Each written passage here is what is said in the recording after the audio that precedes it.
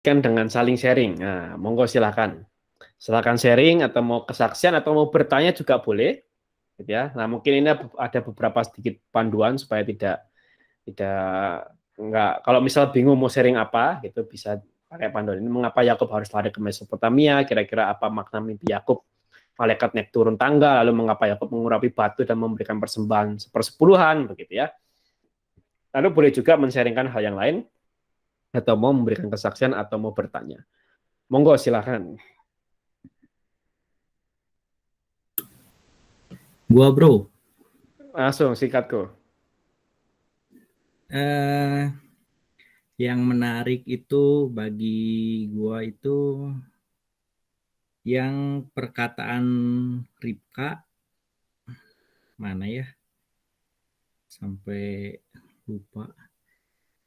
Oh ini nih 45 dan ya 44 dan tinggallah padanya beberapa waktu lamanya sampai kegeraman dan kemarahan kekamu itu surut daripadamu dan ia lupa apa yang telah engkau perbuat kepadanya. Ya, ini sih salah ya. Kalau menurut saya ini eh, keliru ya si Ribka itu karena dendam, kemarahan, akar kepahitan itu tidak akan pupus dengan waktu gitu. Mau 5 tahun, mau 10 tahun, akar kepahitan itu nggak akan hilang dengan waktu gitu. Tapi harus dibereskan. Jadi waktu Yakub kembali kan itu si Esau itu udah siap-siap kan sama 400 orang itu. Ngapain itu 400 orang itu kan pastinya bukan menyambut kan, pasti itu siap berperang 400 orang tuh kan ngapain itu bukti bahwa Esau itu tidak akan pernah lupa gitu. Tapi Yakub itu ya pintar ya setelah pertemuannya dengan Tuhan gitu. Dia membereskan semuanya sama sama Esau. Dia berlutut, dia minta maaf ya segala macam lah gitu. Pokoknya dia dibereskan. Jadi harus ada pemberesan. Jadi nggak bisa tuh diantepin aja nanti juga lupa sendiri itu nggak bisa gitu. Terus yang kedua yang Fatsal 28 ayat ke-8. Maka Esau pun menyadari bahwa perempuan Kanaan itu tidak disukai oleh Ishak ayahnya. Kita tahu ya Esau tuh sudah pernah menikah dan istrinya itu tidak menyenangkan kedua orang tuanya gitu. Lah terus kok di sini si Esau tuh baru sadar, oh perempuan itu tuh tidak menyenangkan hati ayahnya. Terus kenapa baru sadar gitu ya? Mungkin ya kedua orang tuanya tidak menjelaskan kepada anak-anaknya gitu mungkin. Ya khususnya kepada Esau ya nggak tahulah alasannya apakah mungkin Esau terlalu banyak di luar berburu gitu jadi jarang ngobrol nggak tahu juga kan. Tapi yang jelas ini kok baru baru tahu gitu. Padahal Esau udah pernah married sebelumnya dan itu tidak menyukakan hatinya. Ya, jadi saya pernah pernah dengar lucu ini si P Project apa anggota P Project Isur. Kalau kalian tahu Isur Muhtar itu anggota P Project ya ketahuan lah ya gue umurnya berapa. Ini P Project mungkin ada banyak yang nggak tahu ya tapi kalau yang tahu ya ketahuan lah umurnya berapa gitu ya. Nah si Isur itu pernah rok gurunya tuh diangkat gitu sama si Isur teh. Akhirnya digaplok si Isur sama sama gurunya. Dia teh kaget, kenapa saya digaplok gitu kan. Da di rumah mah biasa aja, nggak kenapa-kenapa gitu kan. Itu karena dia tidak dikasih tahu sama orang tuanya karena kalau itu teh nggak boleh gitu. Jadi ya ini mah pelajaran lah buat buat kita semua ya yang udah punya anak atau yang nanti akan mempunyai anak gitu. ya tolong itu polos kan anak teh pada apa ya kita tuh harus benar-benar bimbing gitu, jangan cuma bisa buatnya doang tapi ngurusnya nggak bisa gitu. Apalagi itu Raja Daud itu, waduh, parahnya minta ampun itu Raja Daud itu ke anak-anaknya itu kayak barang aja itu, kayak kayak nggak punya anak dia teh, tapi ya udah aja diculin gitu aja kayak barang gitu. Ya jadi itulah pentingnya pendidikan, pentingnya pendidikan ke anak gitu. Apalagi kan ya tadi udah sempat dibahas Bro Albert gitu kan, ngasih nama anak juga Yakub gitu kan, si Ribka itu. Ya mungkin ya itu seperti yang Bro Albert bilang, mungkin kelakuan Ribka and the gang itu keluarganya ya memang penipu. Jadi dia ngasih ngasih nama juga Yakub, coba kan pusing. Oke, terus yang ketiga mana ya? Nah, yang 28 ayat ke-14, keturunanmu akan menjadi seperti debu tanah banyaknya gitu. Itu saya sudah pernah sempat bahas ya, kalau Ishak awalnya Abraham itu dijanjikan keturunannya seperti bintang. Ishak juga seperti bintang. Nah, kenapa ini Yakub kok seperti debu tanah gitu? Kan jadi downgrade istilahnya gitu. Ya, kalau saya kepikiran sih perenungan saya sih, ya nggak tahu ya, ini koreksilah itu. Mungkin dia apa ya, masih banyak ya, mungkin faktor nama kayaknya ya, ini Yakub gitu. Ini kan namanya apa ya, jelek ya, konotasinya penipu gitu. Makanya ketika si Yakub balik lagi ke tempat yang sama, exactly sama itu, Tuhan mengubahkan namanya Yakub itu menjadi Israel. Nah, ketika Allah mengubah namanya, nggak ada lagi tuh keturunanmu akan menjadi seperti debu tanah, itu nggak ada lagi di pasal berikutnya ketika Yakub balik lagi itu. Tapi Allah tuh mengganti, keturunanmu akan lahir raja-raja gitu. Jadi ya nggak tahu ya apakah ini masalah nama, makanya Allah kan hobi ya mengganti nama gitu ya. Nggak tahu juga sih ya. Terus yang terakhir ayat 16. Ketika Yakub bangun dari tidurnya, berkatalah ia, sesungguhnya Tuhan ada di tempat ini dan aku tidak mengetahuinya. Jadi memang sih Tuhan kan omnipresent ya, di banyak, bisa berada di banyak tempat dalam satu waktu sekaligus. Tapi saya juga sadar ini, kalau Tuhan tuh ada apa ya, istilahnya tempat spesial gitu, apa ya, tempat bernaung khusus gitulah istilahnya ya, apalah nggak tahu lah istilahnya. Jadi kalau waktu itu teh yang saya sempat singgung, saya sempat ikut apa ya, kegerakan yang berani mati berani malu itu. Nah, kegerakan itu kan benar-benar ya dalam tanda kutip ya ekstrim gitu kan.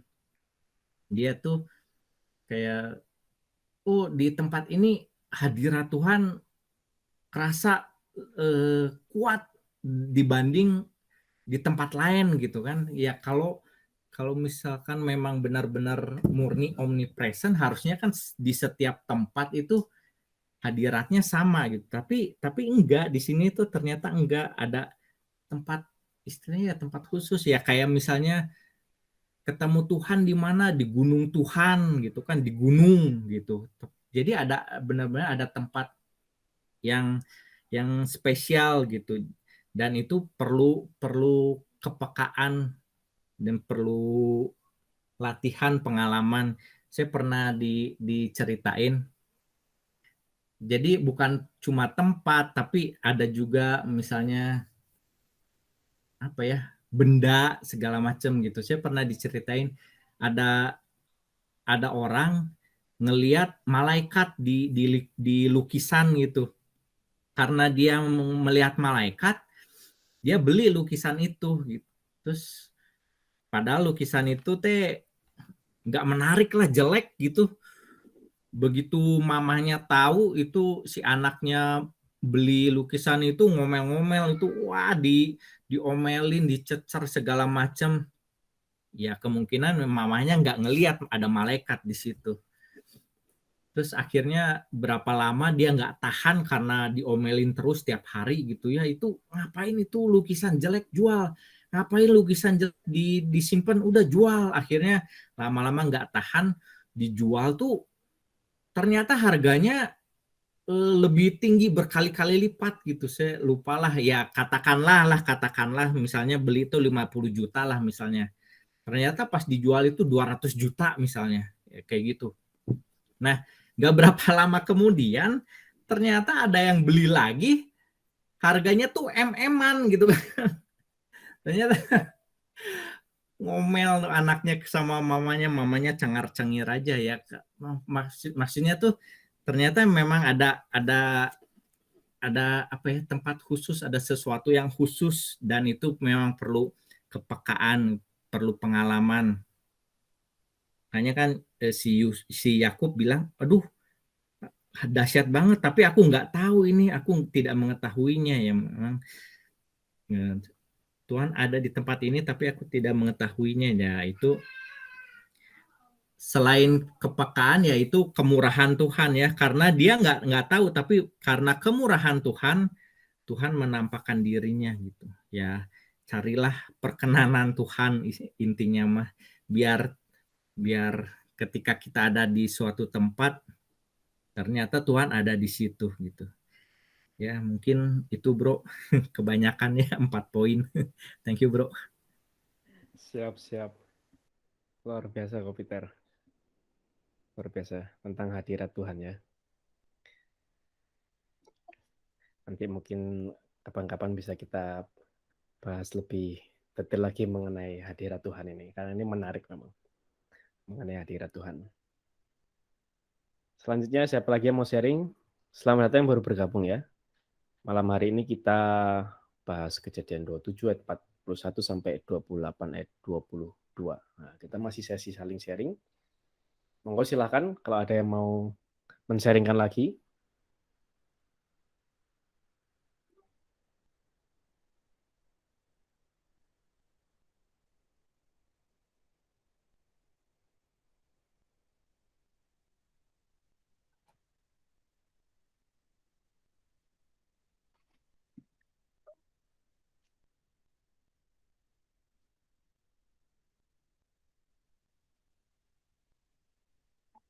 Silakan.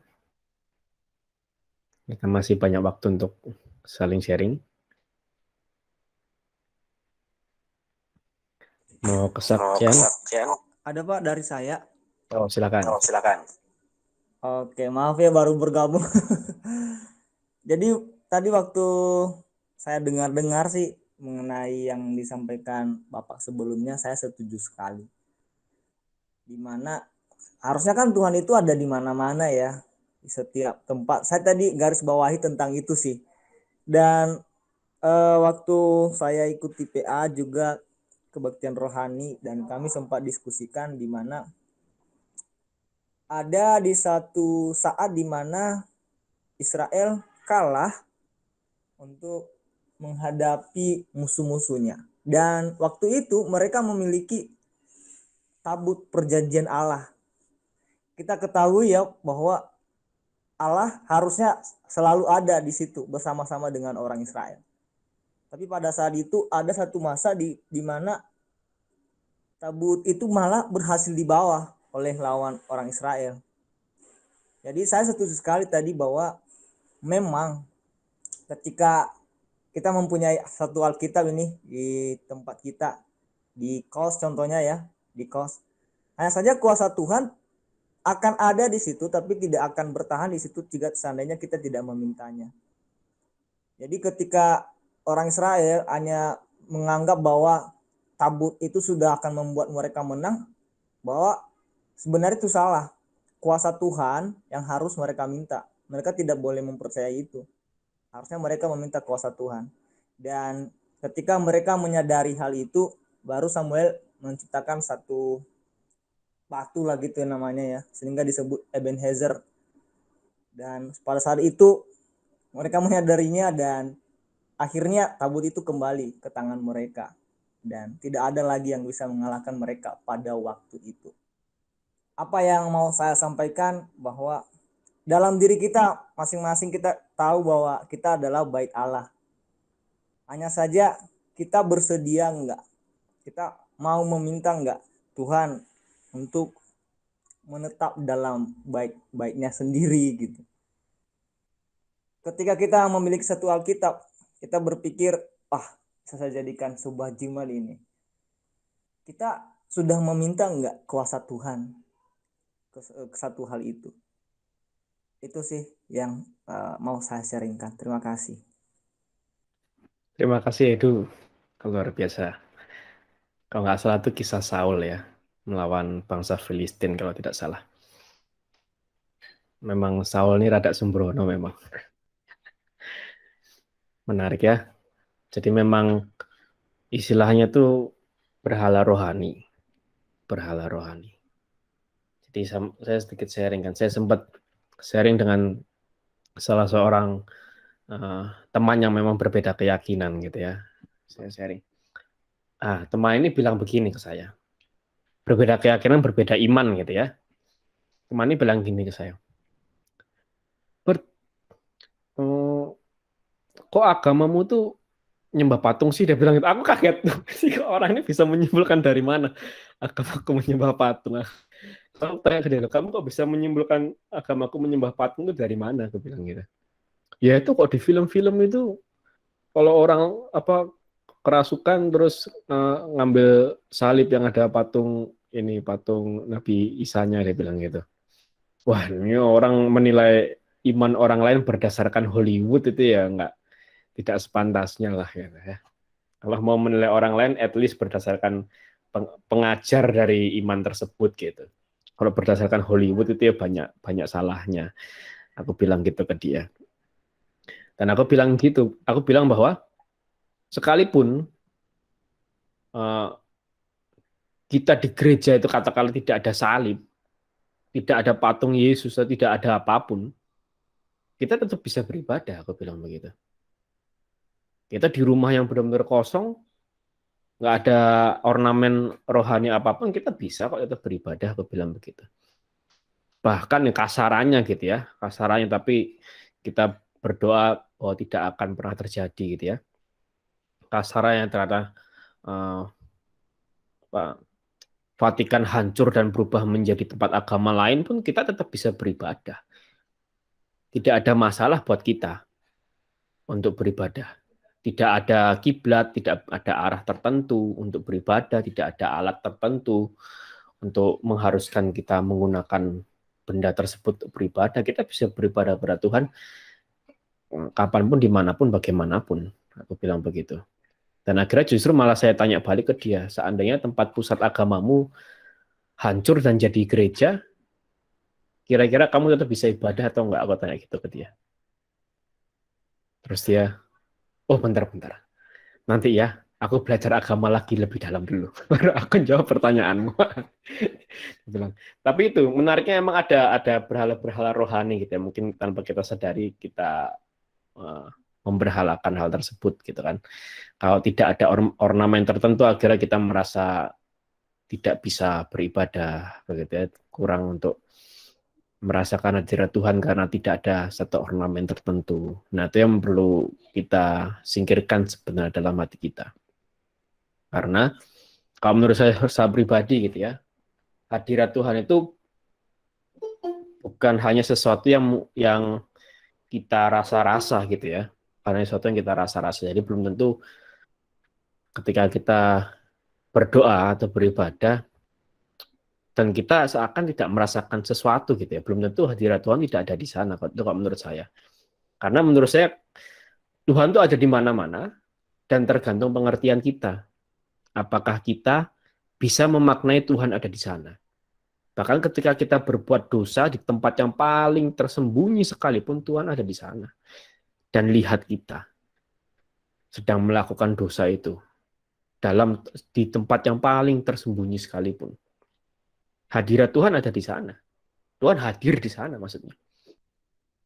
Tapi seringkali kita tidak memaknai itu, atau kita lupa, atau bahkan mungkin kita tidak mau tahu mengenai kehadiran Tuhan yang ada di mana-mana itu. Nah, itu saya pribadi kalau dari saya. Tapi mungkin kalau ada tempat-tempat tertentu yang memang kita bisa merasakan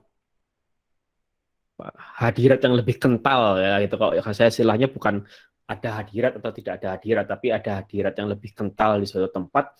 Nah, itu hal yang menarik memang. Memang ada beberapa situs-situs tempat yang punya hadirat yang lebih kental di sana. Seperti kita tahu situs-situs Yerusalem, kayak misal kubur Yesus atau tempat lahir Yesus, itu banyak sekali orang yang memberikan kesaksian bahwa ada hadirat yang kental di sana. Kalau kita di gereja Katolik seperti ruang adorasi, gitu ya, itu terlalu banyak orang yang memberikan kesaksian hadirat Tuhan sangat kental di sana. Apalagi memang mereka masuk dengan iman, meyakini bahwa Tuhan sungguh hadir di sini dan hadiratnya kental. Nah, itu kalau itu mengenai tentang hadirat Tuhan. Terima kasih sharingnya Edu ya, luar biasa, mantap, meneguhkan sekali. Selamat datang yang baru bergabung ya. Malam hari ini kita bahas Kejadian 27 ayat 41 sampai 28 ayat 22. Ini sampai sekitar jam 8.15 kita akan masih saling sharing gitu ya. Nah, ini kira-kira mungkin pertanyaan sharing yang bisa memandu kita untuk men-sharingkan sesuatu. Mau sharing, mau memberikan kesaksian, atau mungkin mau memberikan pertanyaan juga bisa. Nah, monggo silakan. Boleh silakan dilanjut saja. Saya mungkin izin dulu sebentar ya. Untuk izin dulu sebentar, nanti diwakili oleh istri saya. Monggo silakan dilanjutkan. Masih ada yang mau sharing, teman-teman? Boleh bertanya juga boleh, atau mau sharing pengalaman mungkin sehari-hari tentang kisah Yakub ini, boleh. Kesaksian juga boleh. Masih ada waktu beberapa menit lagi.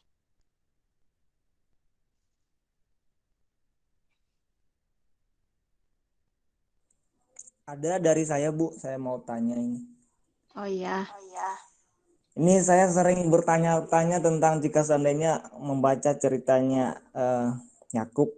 Jadi yang saya tanyakan, kenapa Tuhan mentoleransi kebohongan? Itu sih. Terima kasih. Wah, Edu datangnya telat ya tadi ya. Tadi dia diulas di awal. Tadi kita udah bahas kenapa Tuhan membenarkan perlakuan Yakub ini gitu ya. Nah, mungkin ada teman-teman yang awal tadi baru join, boleh sharing sedikit kenapa Tuhan membenarkan apa yang dilakukan Yakub. Ayo, siapa yang bisa bantu Edu?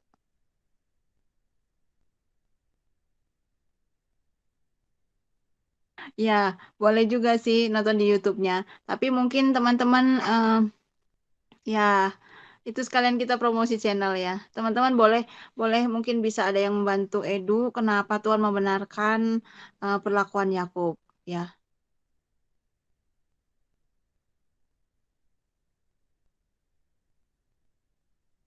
Ada yang berani? Ada yang mau sharing?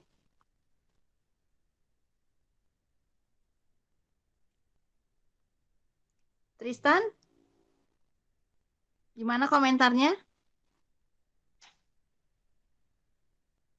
Ngikutin nggak dari awal?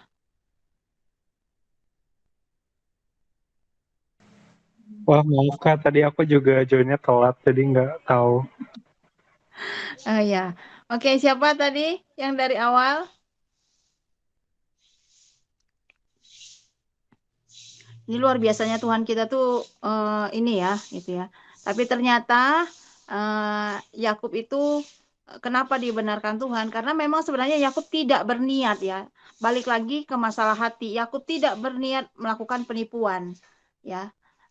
tapi dia didesak oleh mamanya, ibunya.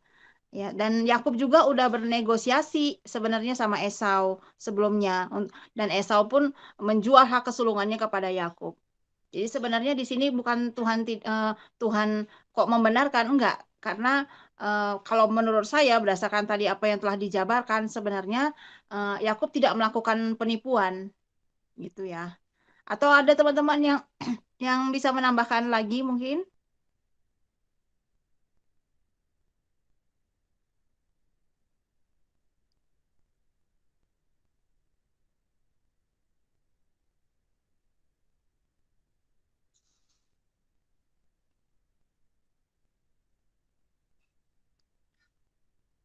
Siapa yang bisa menambahkan? Christian, gimana? Christian Setiawan?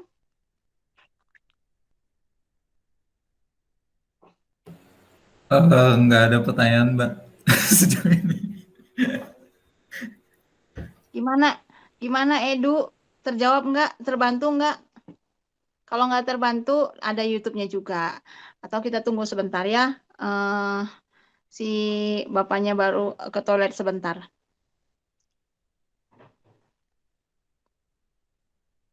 Edu tadi mau bantu aja ya. Tadi benar Oh iya, kata silakan. Mbak Yusni nih atau Ibu Yusni ya.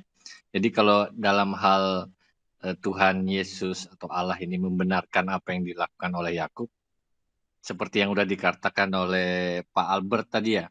Jadi kita harus tahu dulu apa arti atau definisi menipu ini atau tindakan apa namanya menipu lah ya istilahnya. Menipu ini apa artinya ya. Jadi kan definisi tadi udah dijelasin dari Santo Agustinus ya kalau nggak salah ya. Iya, iya, Kalau benar. dia harus ada yang pertama itu niatan dari dalam hati ya, dan yang kedua itu harus dilakukan ya. Nah, Iya. sedangkan Yakub ini dia tidak ada niatan gitu kan. Tidak niatan, tapi itu dia disuruh oleh ibunya Ribka gitu. Nah, kemudian bahkan si Yakub sendiri dia menolak gitu kan. Nanti kalau aku dikutuk oleh bapak bagaimana gitu. Kemudian Ribka sendiri bilang, nanti aku yang akan menanggung kutuknya gitu. Sehingga si Yakub ini jadi nurut aja sama ibunya. Jadi kalau dibilang Yakub ini menipu sebenarnya dan dibenarkan Tuhan sebenarnya enggak juga ya, karena kita harus melihat arti dari menipu ini seperti apa gitu kan. Arti definisi aslinya ya, yang penting ada niatan dan dilakukan ya. Cuma ini kan dia niatannya dari ibunya bukan Yakubnya. Bahkan Yakub sendiri itu sebenarnya dia menolak kan karena takut dikutuk. Cuma dia ngikut aja kata-kata ibunya. Dan juga tadi ada tambahan juga ya, terkait yang hak kesulungan itu sebenarnya dia dua hal yang agak berbeda ya. Hak kesulungan dengan berkat kesulungannya.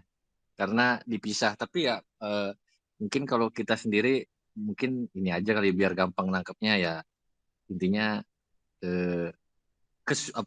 hak kesulungan ya, hak kesulungan sama berkat kesulungan jadi satu lah. Tapi kalau menurut saya sih dia kepisah sih. Jadi yang pertama itu Esau memberikan hak kesulungan kepada Yakub. Yang kedua ini yang diberkati oleh Ishak kepada Yakub itu diberikan berkat kesulungan. Jadi bukan hak kesulungan yang ini, tapi berkat kesulungannya. Jadi ada dua yang didapatkan Yakub, yaitu hak kesulungan dan berkat kesulungan. Gitu aja sih, mau nambahin itu aja. Ya. Gimana Edu? Udah terjawab? Luar biasa ya. Yakub ini luar biasa menurut saya. Saya banyak belajar dari Yakub ini juga. Sebagai kita pengikut Kristus apalagi ya. Nah, emang perlu dikejar gitu loh. Hak-hak sulungan kita sebagai pengikut Kristus itu sebenarnya hak kita juga gitu loh.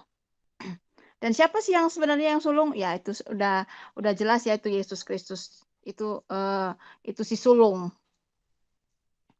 Gimana Edu, udah terjawab? Atau masih kurang jelas?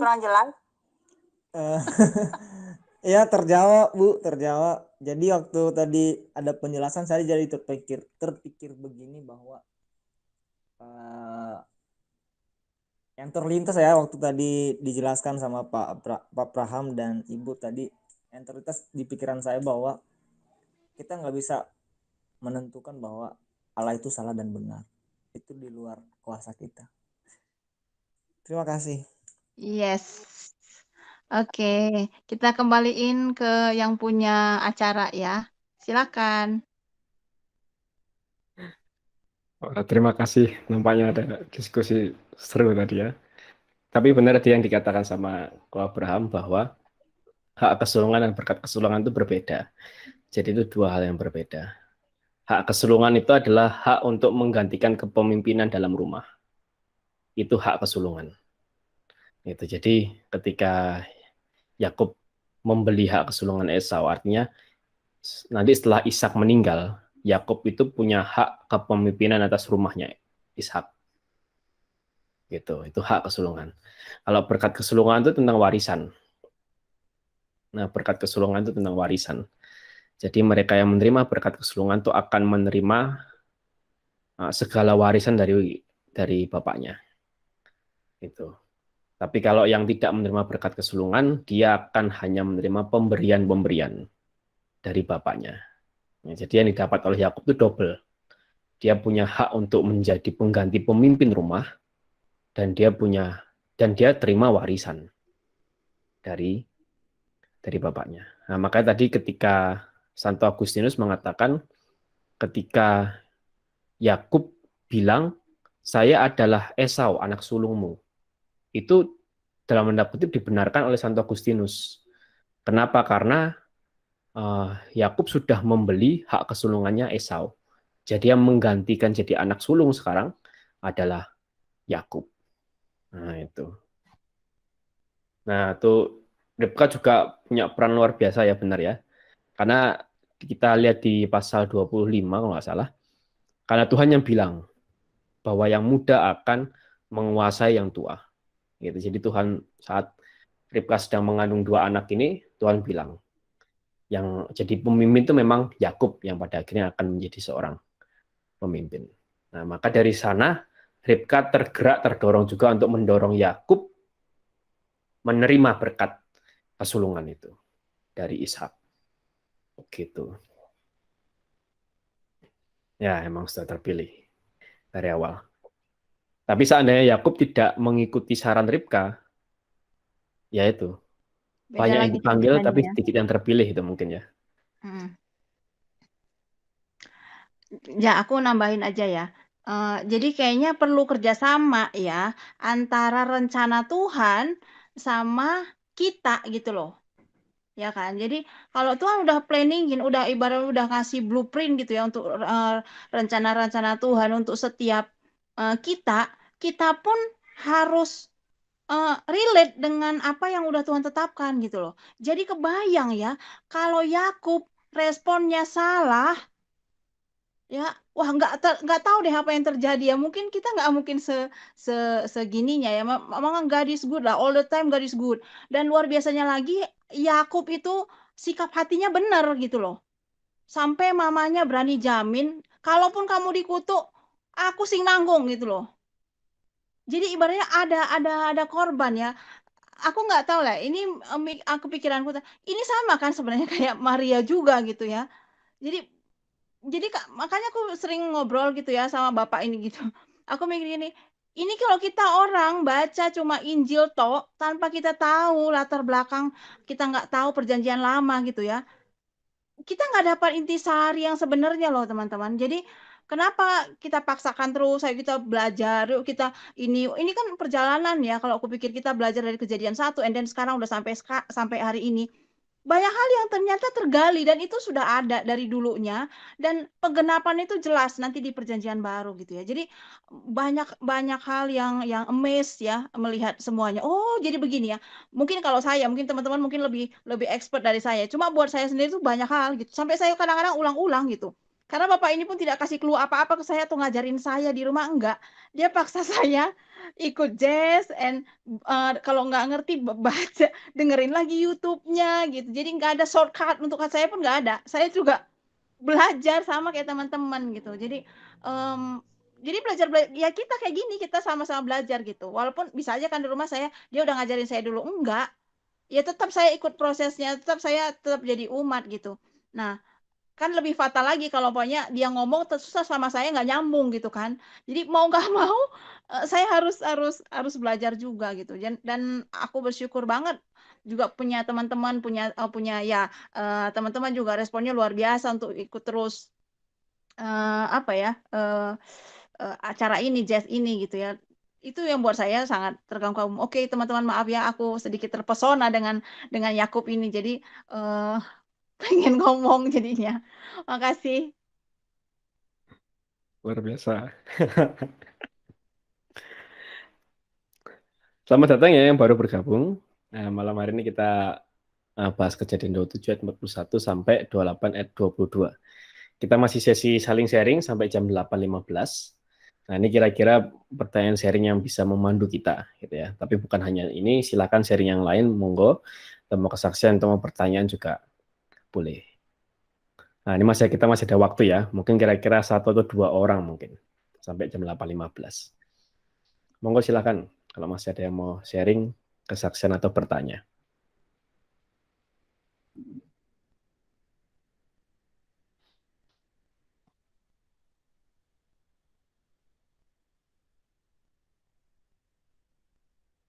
Ada?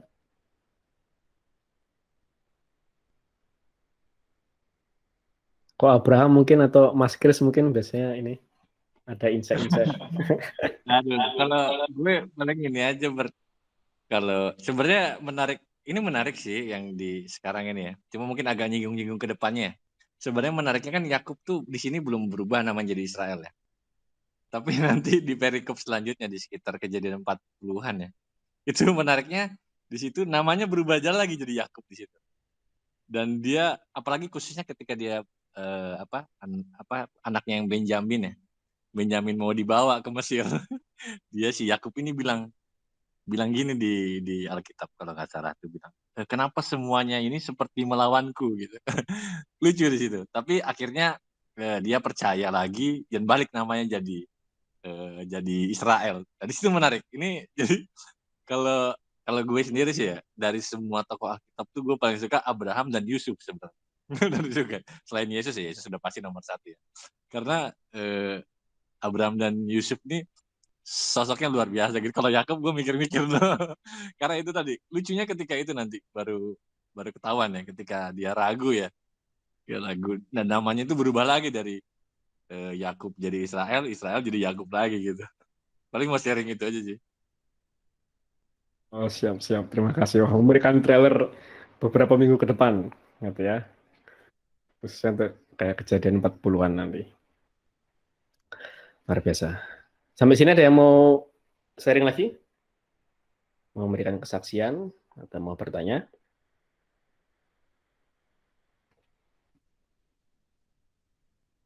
Tidak ada?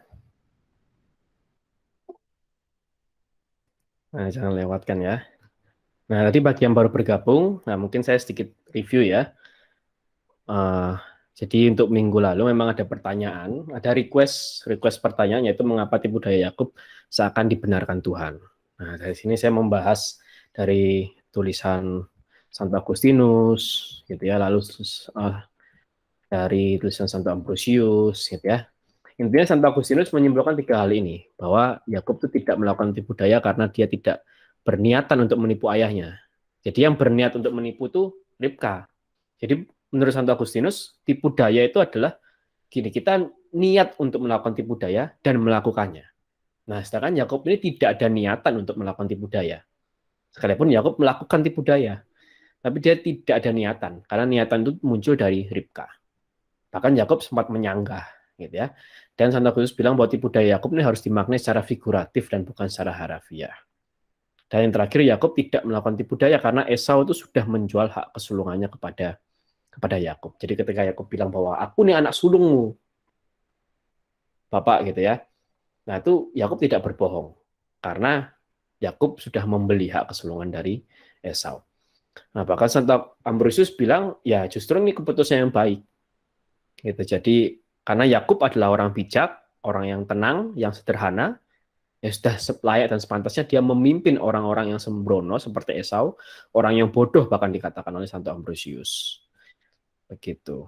Bahkan para bapak-bapak gereja ini banyak sekali nih, ada berapa bapak gereja, ada 1, 2, 3, 4 bapak gereja menyimpulkan bahwa justru tipu daya Yakub ini adalah figur Kristus. Nah, itu menariknya di sana. Nah, itu sedikit review tentang tadi sebelum saling sharing saya menjawab request pertanyaan ini.